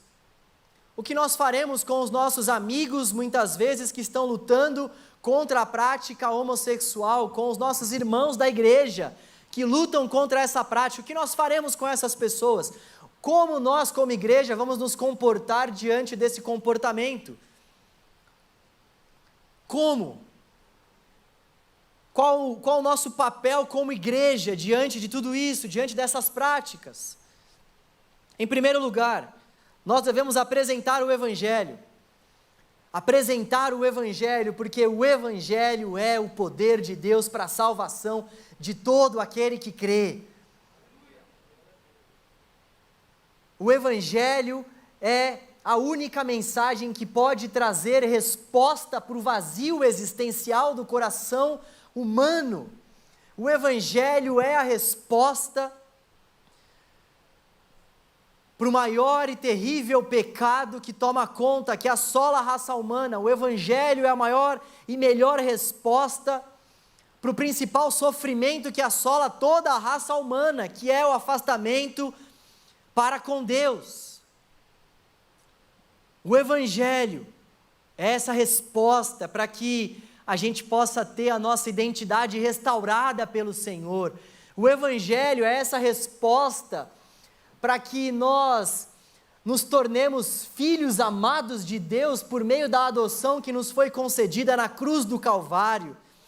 O Evangelho é o poder para a salvação dos que praticam a homossexualidade, dos que praticam a idolatria. O Evangelho é o poder para salvar os imorais. O Evangelho é o poder para salvar os mentirosos. O Evangelho é o poder de Deus para salvar aqueles que cometem adultério. O Evangelho é o poder de Deus para salvar aqueles que estão irados, aqueles que se iram facilmente, aqueles que são violentos. O Evangelho é o poder de Deus para salvar o ladrão. O Evangelho é o poder de Deus para salvar toda e qualquer pessoa. O Evangelho e somente o Evangelho, nós não temos outra mensagem, nós não seguimos nenhum outro caminho. O caminho é Jesus, Ele é a verdade, Ele é a vida, Ele é o caminho. Jesus, nós precisamos apresentar o Evangelho, porque somente o Evangelho pode de fato apaziguar a ira de Deus. A ira de Deus é justa e pode conduzir o pecador à graça do arrependimento por meio do Evangelho. Somente o Evangelho pode trazer essa paz, essa liberdade. Somente o Evangelho pode de fato nos trazer perdão, restauração e nova vida em Cristo Jesus. Só o Evangelho tem poder para fazer isso com o nosso coração. Mas como apresentar o Evangelho? Como apresentar esse Evangelho que tem poder para transformar toda e qualquer vida? Antes de mais nada, é importante nós entendermos que apresentar o Evangelho não é dizer quem vai para o céu, quem vai para o inferno. Por favor, não. Nós não vemos nenhum texto que vai nos dar esse poder para dizer: ei, João, céu. Ei, Paula, inferno. Perdão dar o seu nome como exemplo para o inferno, amor. Eu vou dar o exemplo novamente. Ei, Paula, céu. Ei, João, inferno. Nós não temos nenhum texto que dê margem para isso, e nós temos que parar com esse discurso antibíblico. A gente olha para a vida das pessoas, essa daí, irmão, você vai para o inferno. Irmão, você vai para o céu. Quem é que tem poder para dizer quem vai para o céu, quem vai para o inferno? Nós não fomos chamados para isso, nós somos chamados para apresentar o Evangelho para todos. E Deus é quem há de cuidar dos desdobramentos da pregação do Evangelho. Ele, somente Ele. Nós temos que pregar o Evangelho em primeiro lugar com amor, com empatia. Jesus, no episódio com a mulher adúltera, tratou o pecado daquela mulher, mas recuperou a pecadora. Nós temos que pregar, apresentar o Evangelho com amor, com piedade no nosso coração, com empatia, nos colocando no lugar dessas pessoas que tanto sofrem por terem esse tipo de atração. Nós temos que apresentar o Evangelho e deixar o nosso ódio de lado. Chega de ódio, chega de falta de respeito, chega de falta de empatia. Chega de apresentar o Evangelho daquele que se auto-intitula como sendo Deus de amor e não manifestar esse amor nas nossas palavras. Esse é o maior absurdo que nós podemos cometer. Dizer que Deus é amor, dizer que Deus tem uma série de atributos, mas quando a gente apresenta o Evangelho para alguém, a gente coloca todos esses atributos, sobretudo o atributo do amor, de lado. Deus é amor. Deus é amoroso com você, Deus é amoroso com a pessoa que nem sequer crê nele. Ele faz o sol nascer sobre justos e sobre injustos. Eu não sei se você sabia disso. Eu não sei se nós realmente temos isso em mente quando nós vamos apresentar o Evangelho. Deus ama todo mundo. Deus amou o mundo inteiro. Nós fomos chamados para amar, inclusive até os nossos inimigos, e eu tenho certeza que quem está vivendo na prática homossexual não é o nosso inimigo. Essas pessoas não são as nossas inimigas, e Deus nos manda amar até os nossos inimigos. Então você imagina essas pessoas que nem sequer são as nossas inimigas. Você imagina essa pessoa que entra dentro da igreja e que expõe essa fragilidade para nós aqui. Como nós não vamos tratar essas pessoas com amor? Nosso país é um país extremamente preconceituoso, é um país que não respeita. É um país que nem sequer, em suma, tá, gente? Não estou falando em sua totalidade, estou falando em grande parte. Existem muitas pessoas que não são assim, mas os relatos que eu vejo de pessoas que estão lutando contra esse tipo de prática e vêm falar comigo, nós vivemos numa sociedade extremamente preconceituosa e essas pessoas estão cansadas desse tipo de preconceito. Elas precisam encontrar pessoas que as amem, sobretudo dentro da igreja. Em segundo lugar, nosso papel como igreja é exortar. O Evangelho não poupa ninguém. E uma das marcas do amor é a correção. Deus corrige a quem Ele ama. O fato de Deus amar todo mundo não quer dizer que todos serão salvos.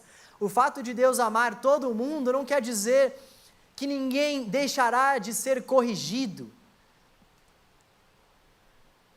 Deus corrige a quem Ele ama.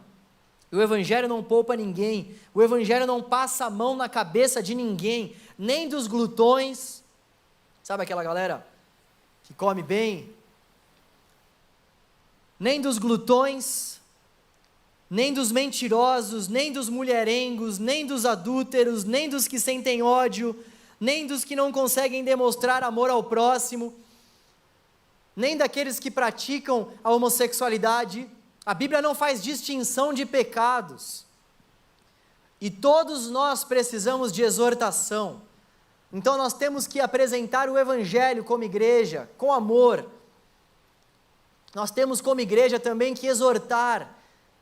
E a exortação bíblica é aquela exortação na qual nós confrontamos o pecado da pessoa, nós chamamos a pessoa de lado, com a finalidade realmente de que a pessoa possa mudar a sua prática, que a pessoa possa de fato mudar o seu comportamento para a glória de Deus.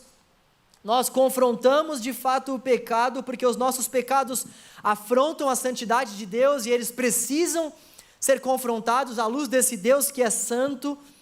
Nós vemos isso ao longo da palavra de Deus. Natã fez isso com Davi, Paulo fez isso com Pedro, Jesus fez isso com seus discípulos, e nós devemos fazer isso uns com os outros, mas tendo em mente a recuperação de cada um de nós, sejam lá quais forem os nossos pecados. A exortação não é aquela prática que aponta o dedo na pessoa que está pecando e que sai denunciando o pecado sem fazer isso com amor, sem fazer isso com misericórdia.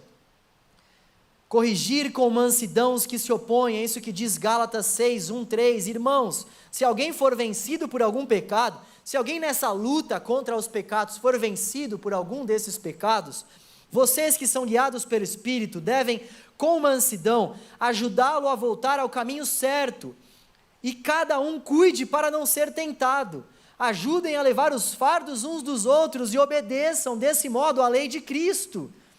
Se vocês se consideram importantes demais para ajudar os outros, estão apenas enganando a si mesmos. Nós temos que tomar cuidado realmente também quando nós ajudamos alguém a se levantar, para nós não julgarmos que nós somos superiores a essas pessoas. Como aconteceu, por exemplo, com a oração do fariseu, como aconteceu com aqueles que estavam diante daquele episódio da mulher adúltera, eles estavam se achando muito superiores àquela mulher adúltera. Nós temos que corrigir com mansidão, sem que a gente se ache superior àquelas pessoas que nós estamos ali exortando. Nós somos todos iguais diante de Deus, nós carecemos da mesma misericórdia, da mesma graça. Todos nós somos pecadores, então nós precisamos apresentar o Evangelho com amor, exortar essas pessoas com amor, tendo em vista que nós também temos muitos pecados e precisamos também dessa exortação que vem por meio do Espírito Santo de Deus através da igreja. Em terceiro lugar, dentro desse aspecto do que a igreja deve fazer, em primeiro lugar, então, apresentar o Evangelho. Segundo lugar, exortar. Terceiro lugar, consolar. Talvez você possa pensar assim, mas essa não é uma obra do Espírito Santo? É, mas o Espírito Santo faz a obra através da igreja. O Espírito Santo faz a obra através das nossas vidas. O Espírito Santo está vivo dentro de nós e através de nós, passando por nós, através de nós, é que Ele faz a obra de Deus. Então, papel da igreja, consolar, e dentro desse aspecto do consolo está, em primeiro lugar, o ouvir. Eu converso com tantas pessoas que passam por esse desafio de abrirem mão da prática da homossexualidade. Essas pessoas, quando elas conversam comigo, elas relatam que é difícil uma pessoa que esteja disposta a ouvir a história delas, ouvir a formação de vida delas. A gente já vai com várias pedras na mão e não ouve essas pessoas e não dá a essas pessoas os nossos ouvidos. Eu já falei isso aqui em outras pregações. Deus nos fez com 2 ouvidos e uma boca para que a gente ouvisse muito mais do que falasse. E nós, povo de Deus, gente, isso é de Deus para nós. Isso é de Deus para nós. Eu não tenho a menor dúvida que Deus deseja ver esse tipo de jovem aqui no canal, que nós temos que alinhar a nossa vida com esse tipo de palavra. Isso aqui é de Deus para nós aprendemos a ouvir as pessoas, nós desenvolvermos uma escuta apurada, ouvirmos as pessoas.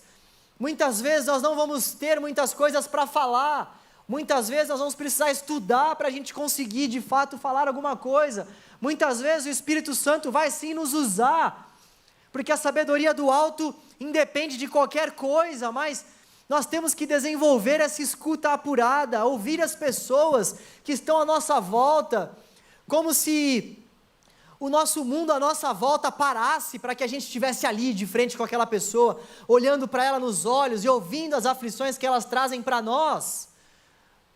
Chega de desprezar as queixas que são trazidas para nós. Chega de desviar o nosso olhar, e quando a gente está vendo que a pessoa está compartilhando a semana, está compartilhando a vida, está compartilhando seja o que for, a gente começa já a dar aquela viradinha para o lado, já começa a dar aquela respirada, mas nossa, que pessoa chata, nossa, que pessoa insuportável. Insuportável é você, chato é você, que acha que está vivendo o Evangelho, mas não está. Jesus ouvia as pessoas, Jesus amava as pessoas, Jesus confrontava as pessoas com amor, Jesus amava as pessoas, Jesus chorava pelas pessoas.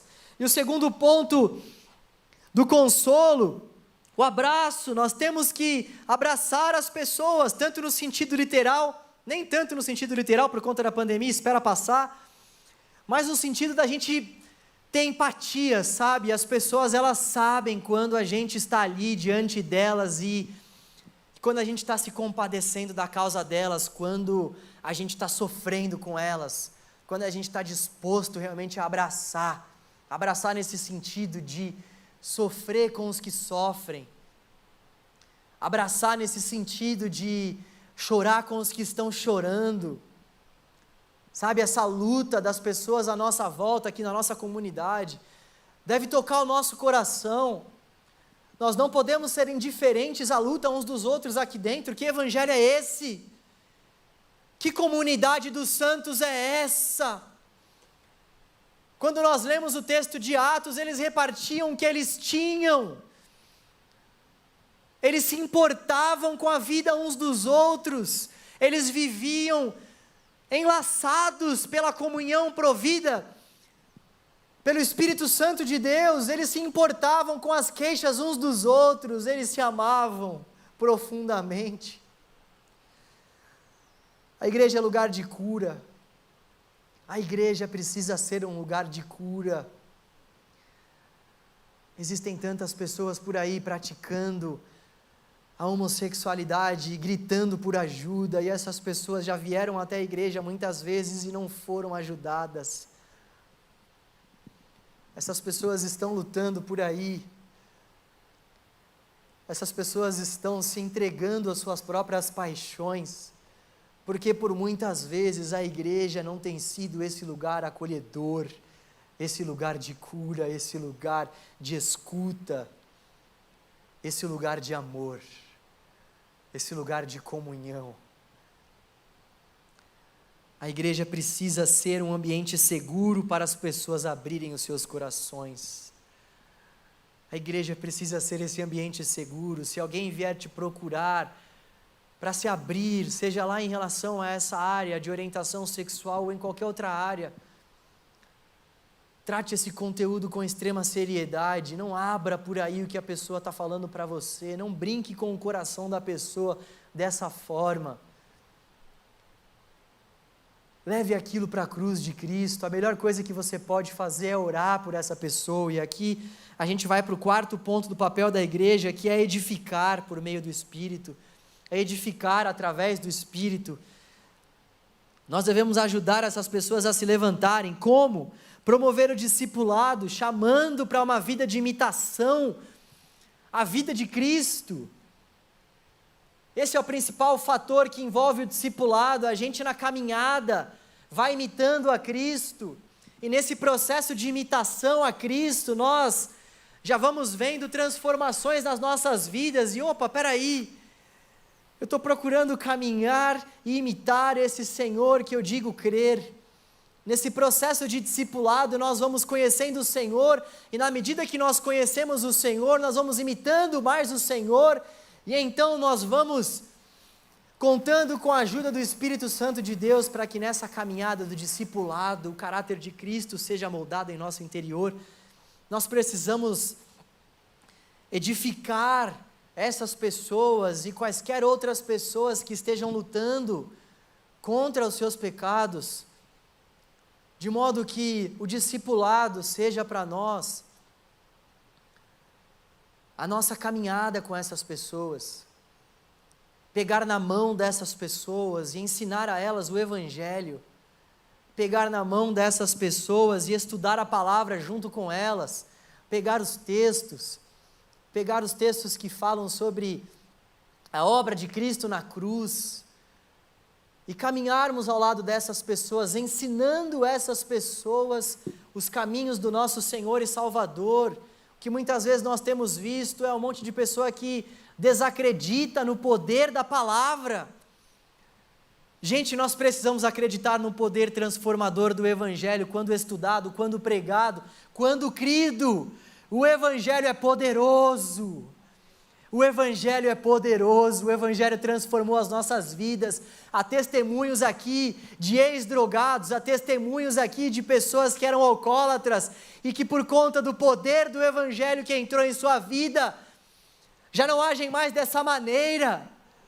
Há pessoas aqui que não falavam com seus pais, mas que pelo poder do Evangelho hoje podem dizer: pai, eu te amo, mãe, eu te amo, porque o Evangelho é poderoso. O Evangelho é poderoso, sempre foi, sempre será. O Evangelho é o maior poder da igreja, o Evangelho é o maior bem da igreja.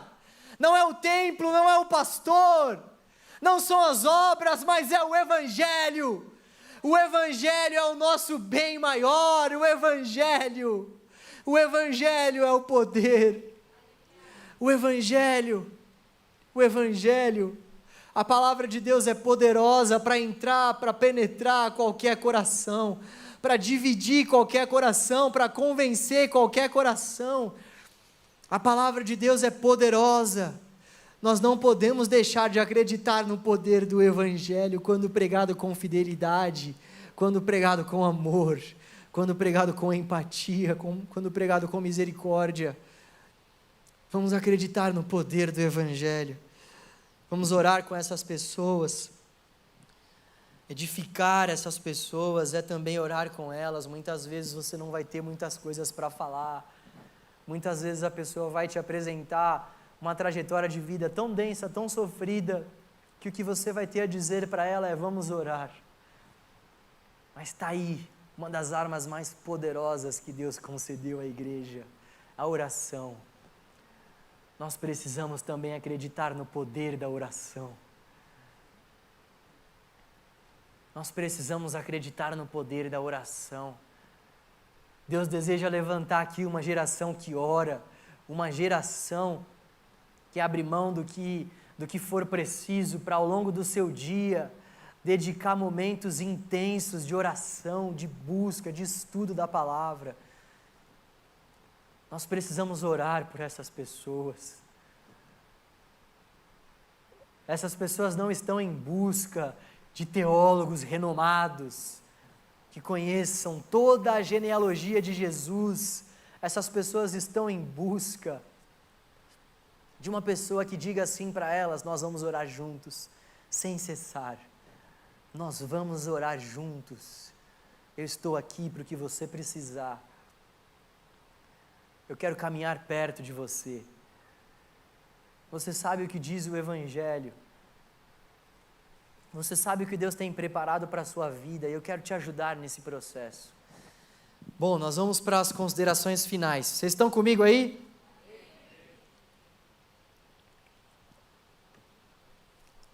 Em primeiro lugar, a esperança.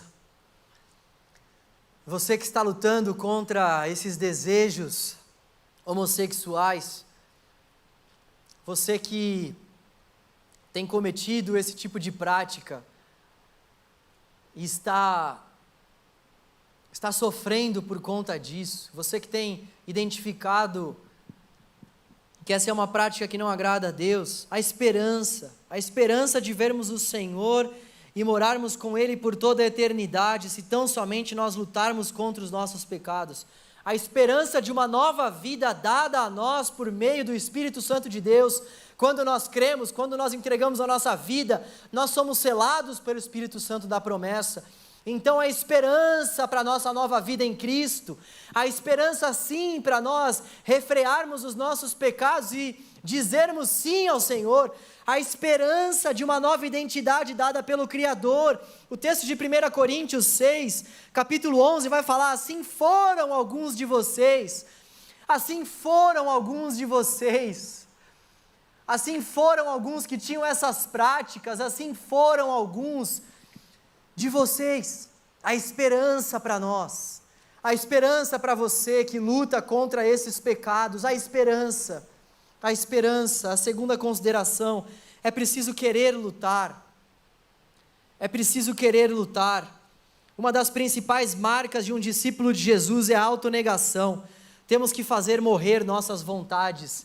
Eu já ouvi alguns discursos dessa galera que levanta bandeira LGBTQI+, essas LGBTQIA+, agora, né? Por enquanto estou conseguindo decorar as letras ainda, daqui a pouco talvez eu não consiga mais. Mas essas pessoas, elas, em sua maioria, elas defendem a seguinte bandeira: se você sente isso, é porque você deve viver isso. Você não deve controlar os seus impulsos, você não deve refrear aquilo que você realmente sente. Você não pediu para ser assim, então por que você vai controlar esse tipo de desejo? Se você é um cristão, você vai controlar esse tipo de desejo, porque é dessa forma que nós vivemos a nossa vida aqui nessa terra. Todos nós que temos pecados aqui, todos nós precisamos viver a nossa vida negando a nós mesmos e carregando a nossa cruz. A palavra de Deus vai dizer que nós temos desejos impuros, perversos, que o nosso coração é mau.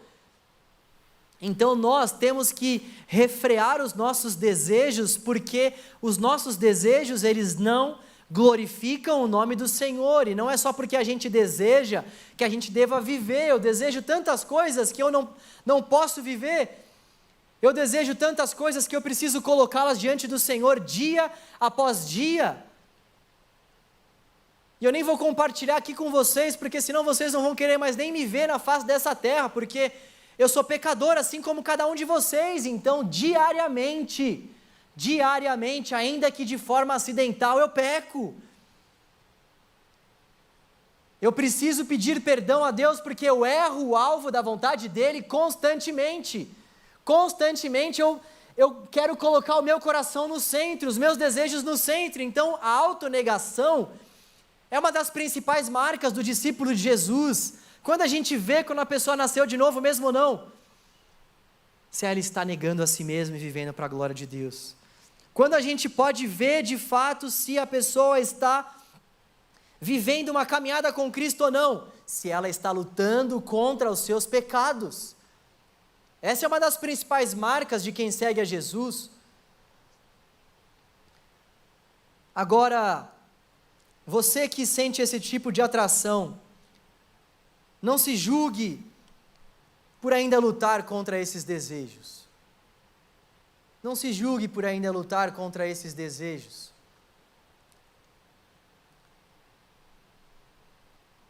Lutar contra esses desejos é algo que faz parte do processo de Deus na sua vida, na minha vida. É um processo. O importante é você e eu não pararmos de lutar contra esses desejos. Os desejos muitas vezes vão acontecer.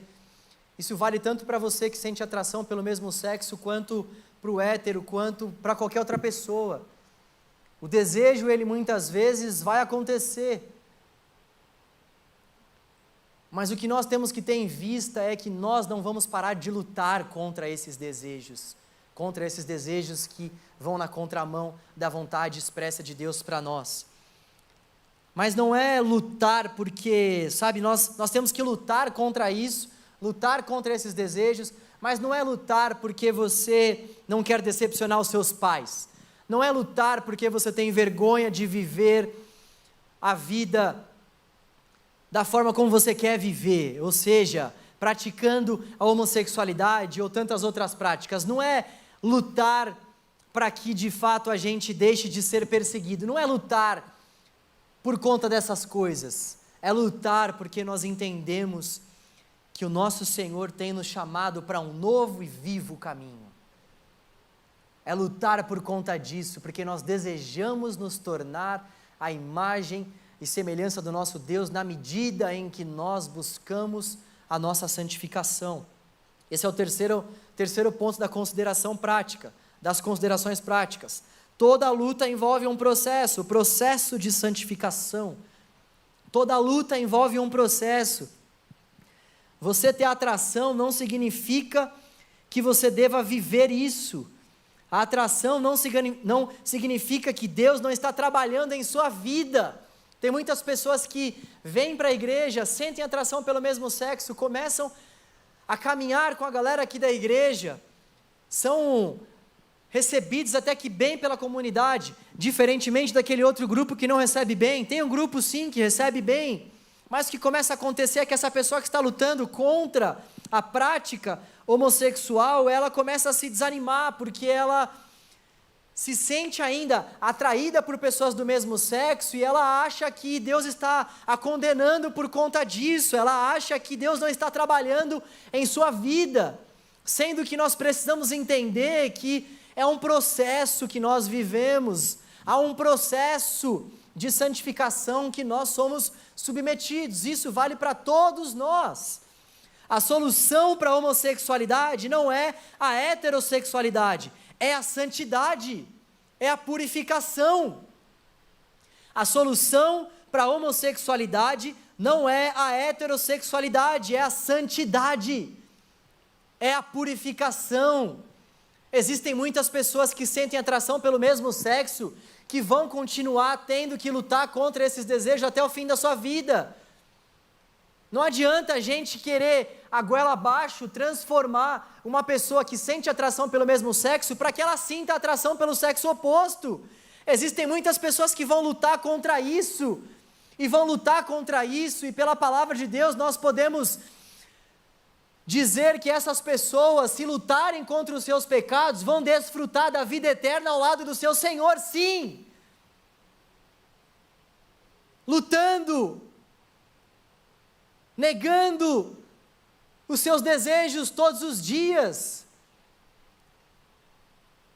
A gente já quer transformar essas pessoas que sentem atração pelo mesmo sexo em héteros, do dia para a noite. Ei, começa a sentir, olha lá, o que você tem que fazer é olhar para a mulherada da igreja.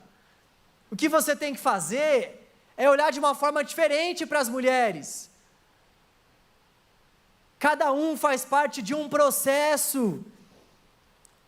Deus pode sim, para você que sente atração pelo mesmo sexo, Deus pode sim fazer com que você sinta atração pelo sexo oposto, te dar uma família, te dar uma esposa, te dar um esposo, te dar lindos filhos, pode?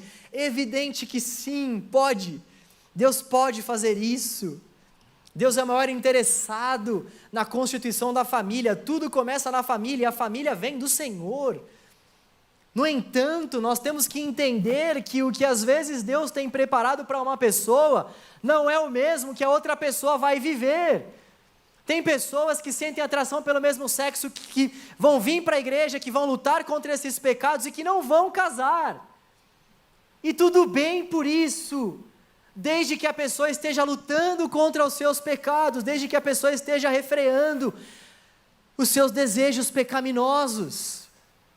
Se você sente de fato atração por pessoas do mesmo sexo, não se cobre, para que você sinta atração pelo sexo oposto. Permita com que Deus vá trabalhando no seu coração nesse processo de santidade.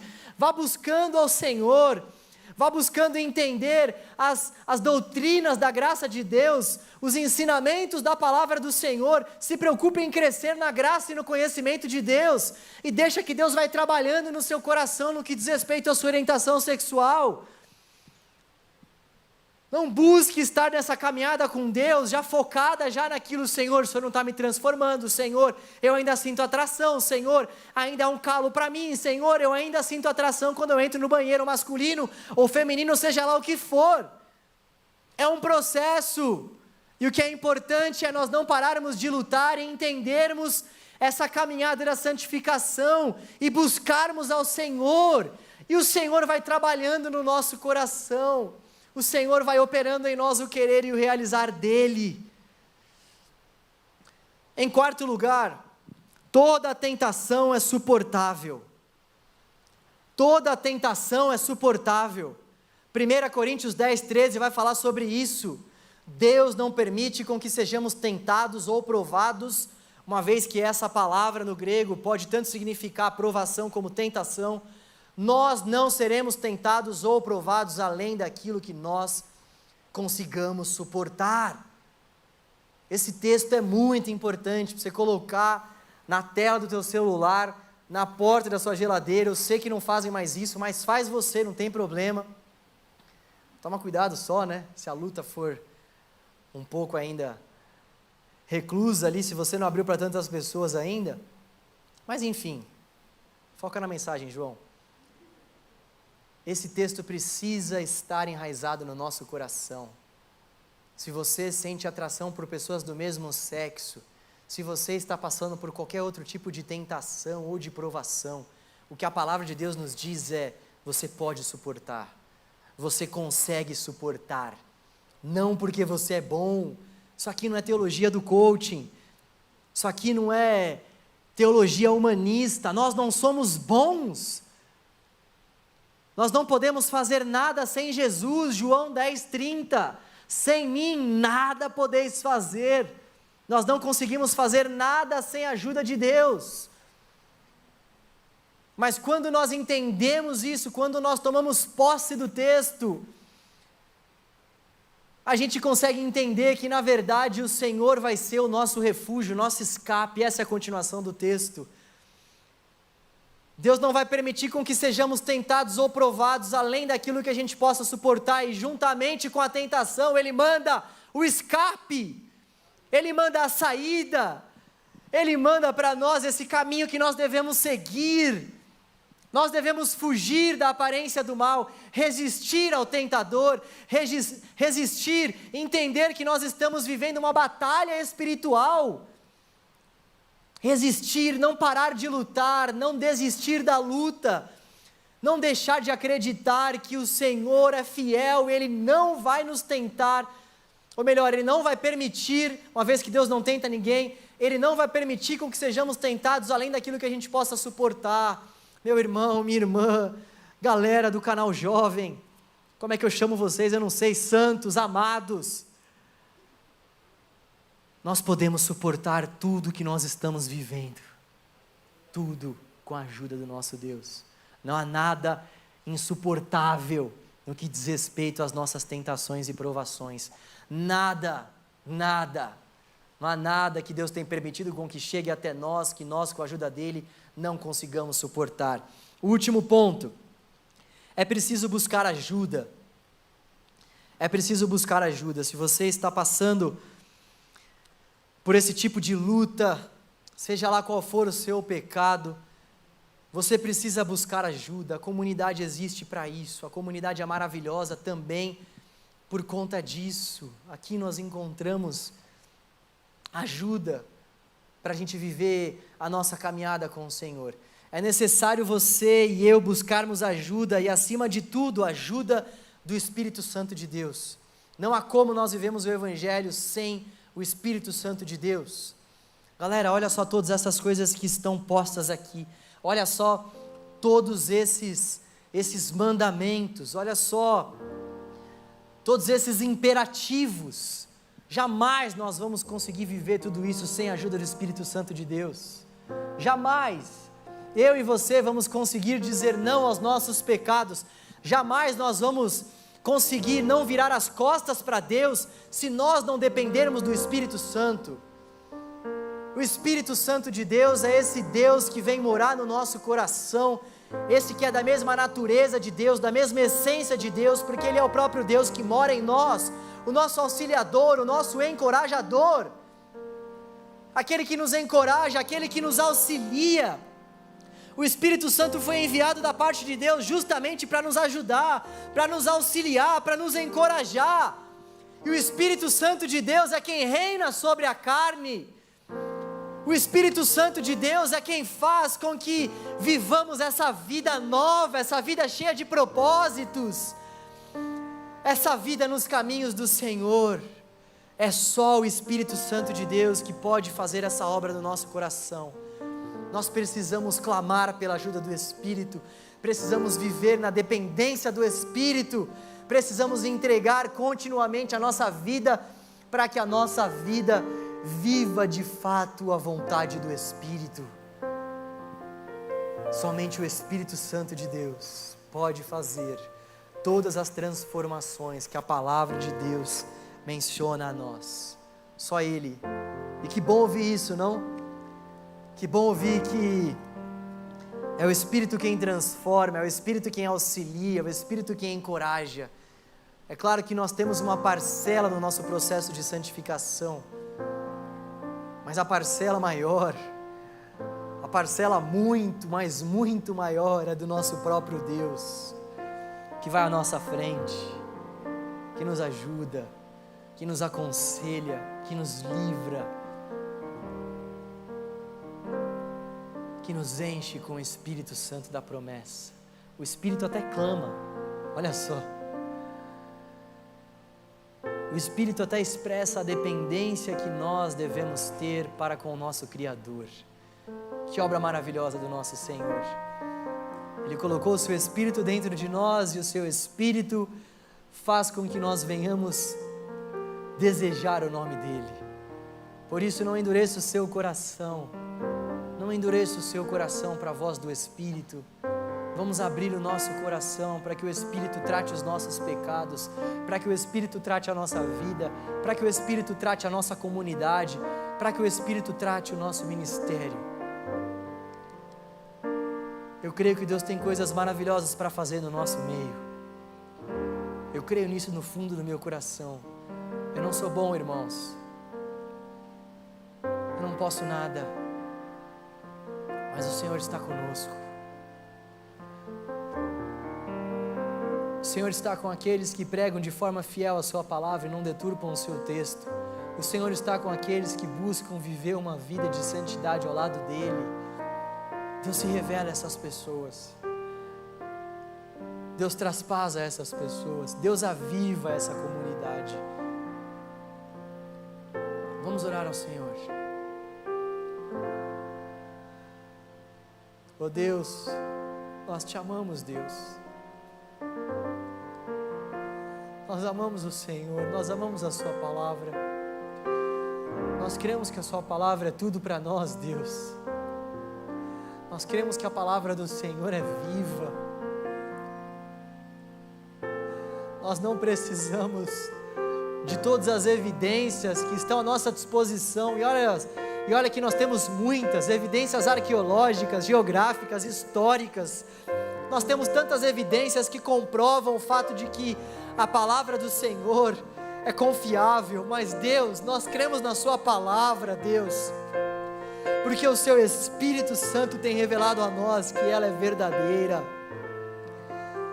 O seu Espírito tem impulsionado os nossos corações para que a gente viva de acordo com a sua palavra, Deus, porque o seu Espírito tem nos revelado que verdadeira é a palavra do Senhor, fiel é a palavra do Senhor. Oh Deus, teu evangelho foi pregado, Senhor, e a nossa oração é para que ele produza frutos que somente o teu Espírito pode gerar em nosso coração. A tua palavra foi pregada, Deus, e a nossa oração é para que o teu evangelho nos convença dos nossos pecados, nos convença das nossas práticas pecaminosas, para que o teu evangelho nos convença, Senhor, em relação a todas as áreas que nós estamos virando as costas para o Senhor. Não, nós não queremos que o Senhor nos entregue às nossas paixões, nós não desejamos isso. Isso gera destruição para a nossa vida. Oh Deus, aplica a tua palavra em nosso coração por meio do teu Espírito. Aplica o teu evangelho em nosso coração, Deus. Aplica a tua palavra, Senhor. Em relação àquelas pessoas, Deus, que têm lutado contra pecados aqui na tua igreja, sobretudo em relação a pessoas que têm lutado contra as práticas homossexuais. Ó Deus, eu te peço para que essa comunidade seja uma comunidade acolhedora. Eu te peço, Senhor, para que essas pessoas encontrem um ambiente de acolhimento, para que elas encontrem aqui jovens amorosos, para que elas encontrem aqui jovens que oram, jovens que discipulam, jovens que têm empatia, jovens cheios de humildade, de misericórdia, jovens que de fato amam, mas não amam segundo os padrões desse mundo, mas amam segundo a tua palavra. Oh Deus, dê-nos essa graça de viver isso aqui em nossa comunidade, Senhor. Traga aquelas pessoas que estão lutando contra os seus pecados, traga para que elas sejam saradas, traga para que elas sejam acompanhadas, traga, Senhor, para que elas ouçam o teu evangelho, Deus. Traga, Senhor, traga para que, ó Deus, novas histórias sejam escritas, para que essas pessoas não vivam mais traumatizadas, para que essas pessoas não vivam mais debaixo de suas síndromes, debaixo, Senhor, de tristezas que assolam as suas almas, mas com que essas pessoas vivam a alegria indescritível do teu Espírito. Oh Deus, traga a nossa comunidade, Deus, traga estes que precisam do teu consolo, traga estes que já não aguentam mais, Senhor, essa vida de pecados. Traga, Senhor, e mude a sorte destes jovens. Traga, ó Deus, e console estes jovens. Dê a eles perseverança, Senhor. Dê a eles perseverança, Senhor. E usa-nos, ó Deus, para que toda uma geração ouça a palavra do Senhor com respeito, com amor, com fidelidade, no poder do Espírito, em nome de Jesus, em nome de Jesus, em nome de Jesus, em nome de Jesus, em nome de Jesus, em nome de Jesus. Aleluia. Bom, nós já vamos encerrar no mês que vem, como eu disse, nós vamos começar uma série dentro do livro de Romanos, semana que vem, na verdade. Obrigado, Paula. Estou empolgado. Se eu tivesse empolgado, eu ia falar semana que vem, na verdade. Vai ser na semana que vem. Já vá procurando ler o livro de Romanos. Eu acho muito importante a gente trabalhar todo um livro aqui ao longo das nossas séries, porque isso faz com que, quando o texto está sendo exposto, a gente consiga ter uma compreensão muito mais rica sobre o texto. Então, eu queria que, assim como eu, você desejasse, sabe, essas exposições. A palavra de Deus é verdadeira. A série, então, vai começar na semana que vem. E nós também vamos ter uma vigília aqui do canal Jovem. Vigília do canal Jovens. Ah, moleque! Segura nós! Vai ser no dia 30 de outubro, 30 desse mês aqui. Já vá reservando aí essa data na sua agenda, dia 30. Vai ser depois do culto, nós vamos definir ainda algumas questões para que a gente possa passar para vocês o horário certinho, tá bom? Nós vamos terminar às 11h30, porque o metrô está fechando meia-noite, é isso, não é? É isso aí, nós vamos terminar 11h30, mas o horário do começo nós vamos passar para vocês ainda, tá bom? Nós estamos resolvendo ainda algumas questões sobre o lanche, se vai dar para ter lanche, se não vai dar, enfim. Estamos conversando algumas coisas e eu já queria que vocês já fossem reservando a data. Nós vamos ter um momento de clamor ao Senhor, nós vamos ter um momento aqui de busca mesmo, a face do nosso Deus que está vivo. Aleluia, Ele vive para todos sempre. Vá na paz do Senhor, que Deus abençoe a sua vida, a sua semana, que Deus te dê uma semana iluminada pelo Espírito. Ouça essa palavra novamente, compartilhe essa palavra com quem de repente você achar necessário. Vamos juntos viver o Evangelho da graça de Deus. Deus abençoe, galera. Valeu, valeu!